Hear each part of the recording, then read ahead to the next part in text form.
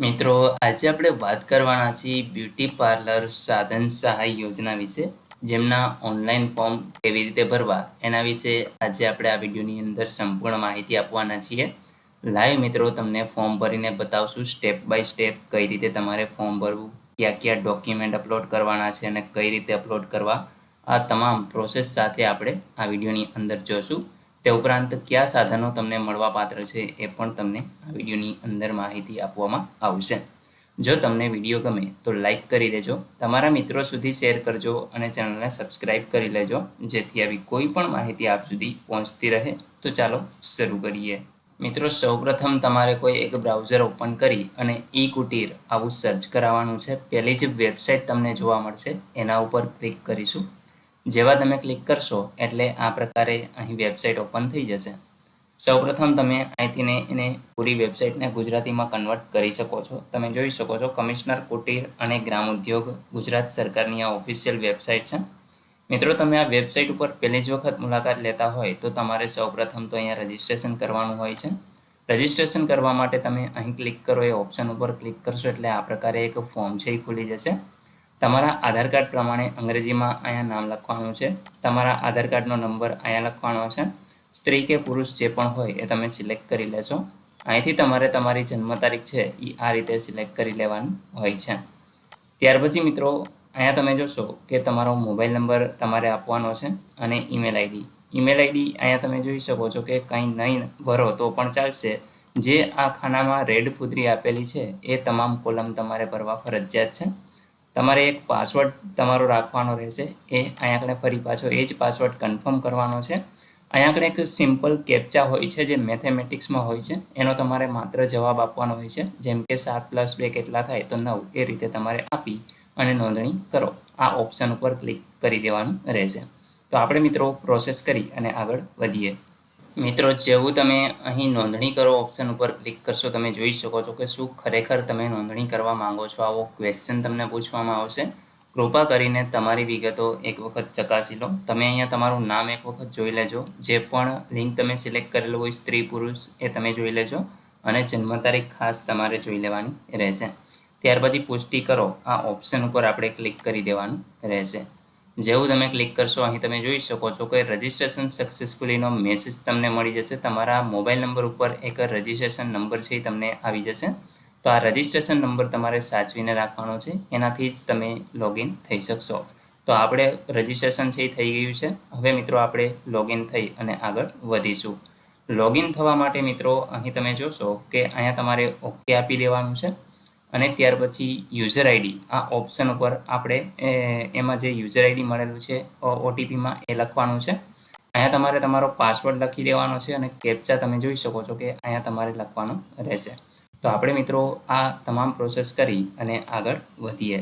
મિત્રો, જેવા તમે લોગિન થશો તમે જોઈ શકો છો કે તમે હોમ પેજ ઉપર આવી જશો. અહીંયા આગળ તમારું જે પ્રોફાઇલ છે એ ઓપન જ રહેશે. તમે અહીંયા જે રજિસ્ટ્રેશન કરતી વખતે નામ આપેલું છે એ નામ તમને જોવા મળશે. અહીંયા તમારે ગુજરાતીની અંદર લખવાનું રહેશે અને તમારા પિતાનું નામ અહીંયા તમારે ઇંગ્લિશમાં લખવાનું છે, સામે ગુજરાતીની અંદર લખવાનું રહેશે. જો કોઈ પરિણીત સ્ત્રી હોય તો એમને અહીંયા આગળ છે એ પોતાના પતિનું નામ લખવાનું રહેશે. આધાર કાર્ડનો નંબર અને એ તમામ ડિટેલ છે એ ભરેલી આવી જશે. અહીંથી મિત્રો તમારે તમારી જાતિ છે એ સિલેક્ટ કરી લેવાની હોય છે. જેવી તમે જાતિ સિલેક્ટ કરશો એટલે થોડી પ્રોસેસ થશે. ત્યાર પછી તમારો મોબાઈલ નંબર, જે ઈમેલ આઈડી તમે આપેલું છે, તમે દિવ્યાંગ છો કે કેમ એ તમારે હા નામાં જવાબ આપવાનો છે અને ફોન નંબર આપવા માંગતા હોય તો આપી શકો છો.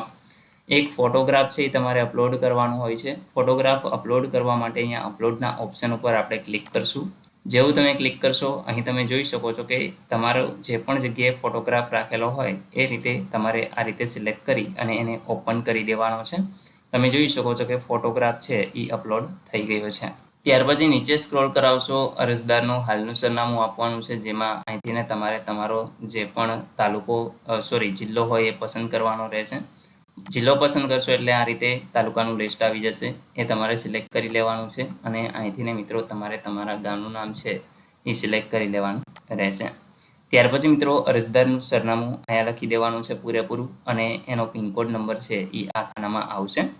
કાયમી સરનામું અને હાલનું સરનામું બંને એક જ હોય તો અહીંયા તમારે ટીક માર્ક કરી દેવાનું છે. જો અલગ હોય તો તમે અહીંયા ટીક માર્ક હટાવી અને લખી શકો છો. ત્યાર પછી અપડેટના ઓપ્શન ઉપર ક્લિક કરી દેવાનું રહેશે. તો આપણે મિત્રો આ તમામ પ્રોસેસ કરી અને આગળ વધીશું. મિત્રો જેવું તમે અપડેટ કરશો તમે જોઈ શકો છો કે સક્સેસફુલી પ્રોફાઇલ છે એ અહીંયા અપડેટ થઈ ગયું છે. આપણે ઓકે આપી દઈશું.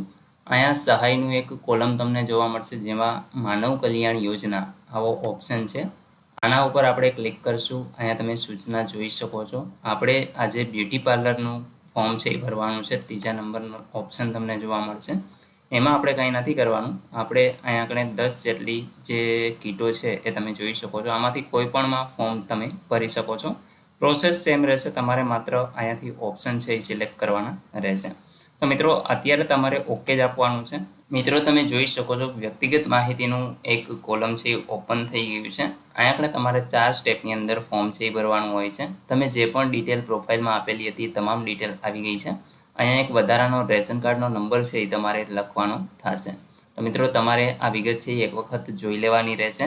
નીચે તમે સ્ક્રોલ કરાવશો અહીં મિત્રો તમે જોશો કે હાલનું સરનામું અને જે કાયમી સરનામું છે એ પહેલાં પ્રોફાઇલમાં જે તમે અપડેટ કરેલું હતું એ જ તમને જોવા મળશે. તો તમારે માત્ર અહીંથી ને સેવ એન્ડ નેક્સ્ટ કરી દેવાનું રહેશે. જેવું તમે સેવ એન્ડ નેક્સ્ટ કરશો એટલે મિત્રો અહીંયા આપણે વ્યક્તિગત માહિતીમાં રાઇટનું નિશાન આવી જશે. તમારે અરજીની વિગત આપવાની છે. અરજીની વિગતમાં સૌપ્રથમ તમારે ટૂલકીટ છે એ સિલેક્ટ કરવાની છે. તો આપણે મિત્રો અત્યારે બ્યુટી પાર્લરનું ફોર્મ ભરીએ છીએ તો એને સિલેક્ટ કરશું. જો તમે સીવણ કામનું અથવા તો પ્લમ્બર કામનું કે ઇલેક્ટ્રિક એપ્લાયન્સીસ, દૂધ દહીં વેચનાર, અથાણા બનાવટ કે પંચર કીટ આમાંથી કોઈ પણનું ફોર્મ ભરવા માંગતા હોય તો માત્ર એ તમારે ઓપ્શન સિલેક્ટ કરવાનો રહેશે. બાકી બધી પ્રોસેસ સેમ જ રહેશે. ત્યાર પછી મિત્રો અહીંયા આપણે તમારે તમારું એજ્યુકેશન સિલેક્ટ કરવાનું છે. જો તમે તાંત્રિક એટલે કે ટેકનિકલ કોઈ નોલેજ ધરાવતા હો તો એ તમે અહીંયા આપી શકો છો. બાકી છોડી પણ શકો છો. અહીંયા મિત્રો તમારે એ બીપીએલ કાર્ડ હોય તો એ લખવાનું રહેશે. એનો સ્કોર અહીંયા આવશે. ત્યાર પછી રોજગાર સુવર્ણ કાર્ડ હોય તો એ તમે અહીંયા આગળ લખી શકો છો એનો નંબર. અને જો કંઈ ન હોય તો તમે આવકનો દાખલો છે તો અહીંયા આગળ મિત્રો તમારે આવક છે એ લખવાની થશે. ત્યાર પછી નીચે તમે જોશો તો ધંધાની વિગત આવશે જેમાં તમારે બ્યુટી પાર્લર એવું લખવાનું છે. આપણે અત્યારે બ્યુટી પાર્લરનું ફોર્મ ભરીએ છીએ તો અહીંયા હું બ્યુટી પાર્લર લખીશ. બાકી તમે જે પણ ફોર્મ ભરતા હોય એ તમારે આપી દેવાનું છે. જો તમારો ધંધો વારસાગત હોય તો અહીંયા હા લખવાનું છે. બાકી નો લખી દેજો. ઈ શ્રમ કાર્ડ નંબર અહીંયા ફરજિયાત લખવાનો છે. મિત્રો ઈ શ્રમ કાર્ડ જો તમે ન કાઢેલું હોય તો આપણે એના વિશે એક વિડીયો પહેલાં જ બનાવેલો છે. ડિસ્ક્રિપ્શનમાં તમને એની લિંક મળી જશે, એ જોઈ લેજો. ત્યાર પછી મિત્રો અહીંયા ફેમિલી આઈડી ઓપ્શનલ છે. જો નહીં આપો તો પણ ચાલશે. અરજદારનું ક્ષેત્ર શહેરી છે કે ગ્રામ્ય એ તમે અહીંથી સિલેક્ટ કરશો. તમારે તાલીમની જરૂર છે તો અહીંયા હોય તો હા સિલેક્ટ કરવાનું, બાકી ના સિલેક્ટ કરી દેવાનું. લોન તમારે જરૂર હોય તો હા સિલેક્ટ કરવાનું, બાકી ના સિલેક્ટ કરી દેવાનું. બાકી મિત્રો જે રાજ્યનું નામ અહીંયા આગળ પણ તમારે એડ્રેસ છે એ સિલેક્ટ કરી લેવાનું છે. જેમ કે આપણે એ જિલ્લો છે એ પસંદ કરી લેશું. તો અહીંયા આપણે જિલ્લો મેં પસંદ કરી લીધો છે. એ જ રીતે તાલુકાનું લિસ્ટ તમને જોવા મળશે. અહીંયા આગળ મિત્રો તમારે ગામનું નામ છે એ સિલેક્ટ કરી લેવાનું છે. બાકી અહીંયા તમારું સરનામું જે પહેલાં આપેલું હતું એ પિનકોડ નંબર અને સેવ એન્ડ નેક્સ્ટ કરી દેવાનું છે. મિત્રો ત્યાર પછી તમે જોશો તો દસ્તાવેજની વિગત તમારે આપવાની છે. અહીં જે પણ ડોક્યુમેન્ટ તમે અપલોડ કરો એ 10 MB અથવા તો એનાથી ઓછી સાઇઝના જ હોવા જોઈએ. અહીંયા તમે જોશો તો લિસ્ટ આપેલું છે તમને. એક તો આધાર કાર્ડની નકલ છે જે તમારે કઈ રીતે અપલોડ કરવી, તો અહીંયા ચૂઝ ફાઇલનો ઓપ્શન છે એ તમને જોવા મળશે. મિત્રો આપણે પહેલાં જ આધાર કાર્ડ છે એ અહીંયા આપણે સ્કેન કરી અને બંને સાઈડ છે એ રાખેલી છે. તો આ રીતે તમારે એને ઓપન કરી દેવાનું છે. ત્યાર પછી રેશન કાર્ડનો નંબર આ ખાનામાં લખી અહીંયા આપણે ચૂઝ ફાઇલનો ઓપ્શન છે એ જ રીતે તમારે રેશન કાર્ડને અપલોડ કરી દેવાનું રહેશે. ત્યાર પછી મિત્રો અહીંયા આપણે ઉંમરનો પુરાવો, તો એમાં આપણે LC છે એ પણ સ્કેન કરીને રાખેલું છે તો એને આપણે અહીંયા ઓપન કરી દઈશું. એ જ રીતે સેલ્ફ ડિક્લેરેશન ફોર્મ. મિત્રો સેલ્ફ ડિક્લેરેશન ફોર્મ છે એ કઈ રીતે ભરવું એના વિશે આપણે હવે ચર્ચા કરી લઈએ. પહેલાં આપણે એને અપલોડ કરી દઈશું. તો અહીંયા તમે જોશો તો ઉપર એક છે સેલ્ફ ડિક્લેરેશનની પ્રિન્ટ. આ ઓપ્શન ઉપર આપણે ક્લિક કરશું. અહીંયા તમારે તમારું નામ છે એ લખી દેવાનું છે. સૌપ્રથમ તો આ ફોર્મને તમે અહીંથી ડાઉનલોડ પણ કરી શકશો. અને મિત્રો આપણી ટેલિગ્રામ ચેનલ છે એમની લિંક હું તમને ડિસ્ક્રિપ્શનમાં આપી દઉં છું. તો ત્યાં પણ મેં આને અપલોડ કરી દીધેલું છે. તો ત્યાંથી તમે આને સરળતાથી ડાઉનલોડ કરી ત્યાર પછી ભરી અને સ્કેન કરી ફરી પાછું અપલોડ કરી શકો છો. તો અહીંયા તમારે તમારું નામ લખવાનું છે. ગામનું નામ આવશે. અહીંયા આગળ મિત્રો તાલુકો, જિલ્લો અને ઉંમર તમારી આવશે. તમે કેટલા વર્ષથી આ વ્યવસાય સાથે સંકળાયેલા છો એ તમારે લખવાનું છે. અને કઈ કીટ માટે તમે આ ફોર્મ ભરો છો એ કીટનું નામ અહીંયા લખવાનું રહેશે. અહીંયા તમારું સ્થળ જે પણ જગ્યાએ તમે રહેતા હોય અને તમારી સાઇન આવશે, કઈ તારીખે તમે ભરો છો એ તારીખ તમારે અહીંયા લખી દેવાની છે. તો આટલી વિગત છે એ તમારે ભરવાની થશે.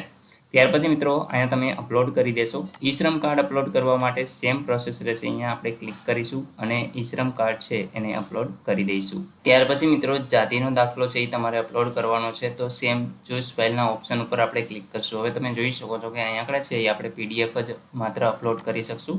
અહીંયા આગળ મિત્રો પીડીએફ કરવા માટે તમે જોઈ શકો છો કે આપણે એક વેબસાઇટ ખોલેલી છે ilovepdf.com. તો આના ઉપરથી તમે જેપીજીમાંથીને સીધી જ કન્વર્ટ પીડીએફમાં કરી શકો છો. તો મિત્રો આ રીતે તમારે છે તમારું ડોક્યુમેન્ટ છે એ અહીંયા આપણે અપલોડ કરી દેવાનું છે અને ત્યાર પછી કન્વર્ટ ટુ પીડીએફના ઓપ્શન ઉપર આપણે ક્લિક કરશું એટલે અહીં પ્રોસેસ થશે અને ત્યાર પછી તમને ડાઉનલોડનો ઓપ્શન છે જોવા મળશે. અહીંયા ઓટોમેટિક ડાઉનલોડ પણ થઈ જશે, તમે જોઈ શકો છો. મિત્રો ડાઉનલોડ થઈ જાય ત્યાર પછી તમારે એ જ પ્રોસેસથીને એને અપલોડ કરવાનું છે. જેમ કે અહીંયા જોઈ શકો છો મેં ઓલરેડી ડાઉનલોડ કરી અને અહીંયા સેવ કરી લીધું છે. તો અહીંયાથી તમારે ઓપન કરી દેવાનું છે અને અહીંયા આગળ તમારો આવકનો દાખલો છે એ તમારે અપલોડ કરવાનો છે. તો આપણે એને પણ સ્કેન કરીને જ રાખેલો છે. તો આ રીતે મિત્રો તમામ ડોક્યુમેન્ટ છે તમે જોઈ શકો છો કે અપલોડ થઈ ગયા છે. આધાર કાર્ડ છે, રેશન કાર્ડ છે, એલસી છે, સેલ્ફ ડિક્લેરેશન ફોર્મ, ઈ શ્રમ કાર્ડ છે, ત્યાર પછી ઓબીસીનો દાખલો છે અને જે ઇન્કમનું સર્ટિફિકેટ છે. આમાંથી મિત્રો તમારી પાસે માની લો કે બીપીએલ કાર્ડ હોય તો એ તમે સ્કેન કરી અપલોડ કરી શકો છો. સુવર્ણ કાર્ડ હોય તો એ કોઈ પણ ત્રણમાંથી એક તમારે અપલોડ કરવાનું રહેશે અને ત્યાર પછી સેવ એન્ડ નેક્સ્ટ કરી દેવાનું છે. તે પહેલાં મિત્રો અહીંયા આગળ જે તમને ડોક્યુમેન્ટના નંબર આપેલા છે નંબર તમારે ફરજિયાત લખવાના છે. ત્યાર પછી સેવ એન્ડ નેક્સ્ટ આપજો. તો આપણે મિત્રો નંબર લખી અને આગળની પ્રોસેસ કરીશું. મિત્રો જેવું તમે નેક્સ્ટ કરશો તમામ ડોક્યુમેન્ટ અપલોડ થઈ ગયા છે. અહીં તમે જોઈ શકો છો નિયમો અને શરતો લાસ્ટ કોલમ છે એ તમારે અહીં આપણે માત્ર ટિક માર્ક કરી દેવાનું છે અને સેવ એન્ડ નેક્સ્ટ કરી દેવાનું છે.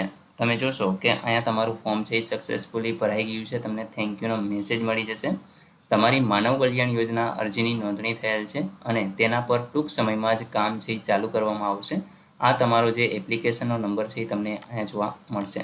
તમારે અહીંથીને પણ એની પ્રિન્ટ છે એ મેળવી લેવાની છે અથવા તો જો તમે અહીંથી ન મેળવો તો અહીંયા તમારે કેન્સલ આપી દેવાનું છે.